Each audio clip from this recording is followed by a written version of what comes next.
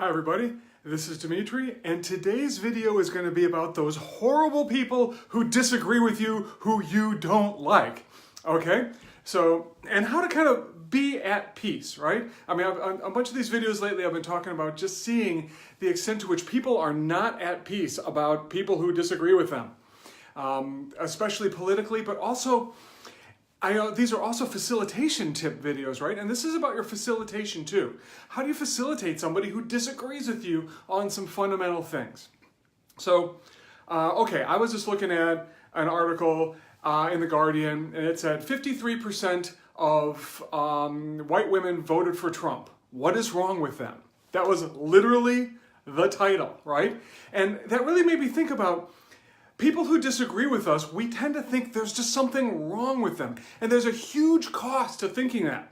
And we're going to get into this, but there's a huge cost to thinking that and a huge benefit to getting past that. So I'm going to tell you how to do that now so you can start experimenting with thinking differently about people who disagree with you, either people you might be working with or politically, and also to start to see the benefits of that in your life. So, okay. So a friend of mine he said to me, he's like, there's actually 3 things people think about people who disagree with them, especially politically, but there are people who disagree with them. And I see this all across the spectrum in American politics. But there's 3 reasons, right? Why would someone disagree with me? Why would someone be on the other side of the fence on this? Why would they vote for this person who I don't like? Why would they support these policies, right? 3 reasons. The 3 reasons are, reason number 1, they're evil. Okay, that's where we go to first. Reason number 1 people disagree with me is that they're evil. Second reason that people disagree with me, they're stupid, right? They're just too stupid to know their own interests. They're really stupid people, all right? And maybe they're evil as well. So, third reason people disagree with me, they're cowardly. They don't have the nerve to stand up for what they know is right. Right? And like I was saying, we see this all across the spectrum in American politics, definitely right now, which is people on both sides of the fence just screaming, you're evil, you're stupid, and you're cowardly. And you may find yourself doing that too, because if you look in the media, certainly all the news media is just trying to get us to do that. I don't know why, but if you start looking like, is this article trying to make me think that people who disagree with me are cowardly, stupid, and evil? You'll see the answer is yes, like 100% of the time. I don't know what that's about, but there it is. So, and so, like I was saying, this is also if you're facilitating someone in healing work and they step out and there's someone who really profoundly disagrees with you.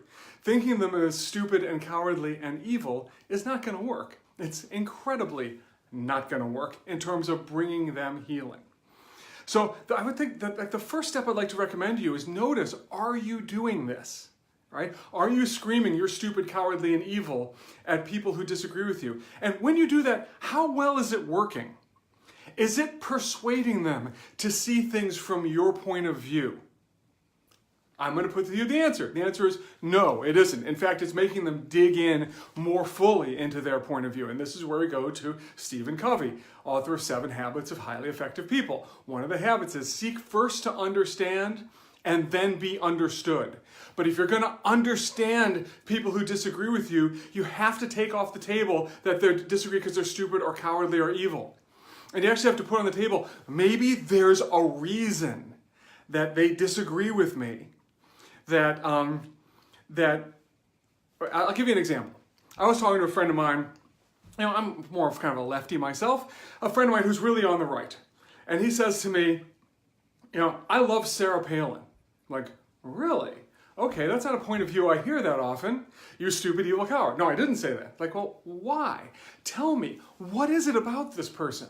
Because I don't see it, And we talked for a while. Here's what came out. It's like, well, she seems incredibly authentic. She doesn't let anybody push her around. She shoots from the hip. She moves from her gut. And those are things I really value in a person. Like, wow, okay.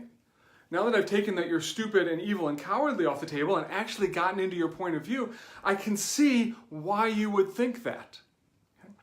But also from there, If I'm willing to do that, how well do you think I'm able to now persuade that person? Am I better at persuading him that maybe she's not the greatest thing ever? If I understand his point of view as a human being rather than an evil, stupid dupe, right? Am I more able to persuade him? So, and this is where Hitler comes into the conversation, all right? Because there's probably somebody watching this at this point who's screaming, "What about the Nazis?" Right? Okay, fine. What about the Nazis? Well, absolutely. There are things you're going to want to take a stand against. And it kind of seems like entering the Second World War for the United States, well, that seemed like that was the right thing to do from where I sit, you know? I'm not saying don't take a stand against things, but if you're going to have an enemy, are you going to fight them better if you really, truly understand them down to your core? Down to their core? Or if you just think that they're these stupid, evil, dupe shills, you know? Who are too cowardly to be able to do what they know is right. Well, I'm going to say you would be better able to fight the Nazis and win if you actually understood what was going on with them. And if you want to actually persuade people, and I think we should, I think if you're on the right, you should want to persuade the people on the left to your way of thinking. And I think if you're on the left, you should want to persuade the people on the right to your way of thinking. That should be your top priority. And you're not going to persuade them by saying, "Hey, stupid, evil, coward, think about things my way," because you're stupid and evil and cowardly. I think maybe I've covered that at this point. So that's my challenge to you, really, is spend some time thinking. And here's how you do it. If my adversaries were not stupid and were not evil and were not, if they were not stupid and evil and cowardly, why would they be thinking what they're thinking? And maybe go ask them. Talk to them. Try and put yourself in their position so that you can reproduce their argument better than they can. And that'll give you a chance of being able to persuade them. But here's a warning. It might also start to persuade you. If you can fully understand where they're coming from, you might start to be persuaded that maybe your point of view isn't 100% correct either. Now, okay, I know someone out there screaming Nazis. I'm going to say they were 100% wrong. Wouldn't be persuaded, but I would be better able at persuading.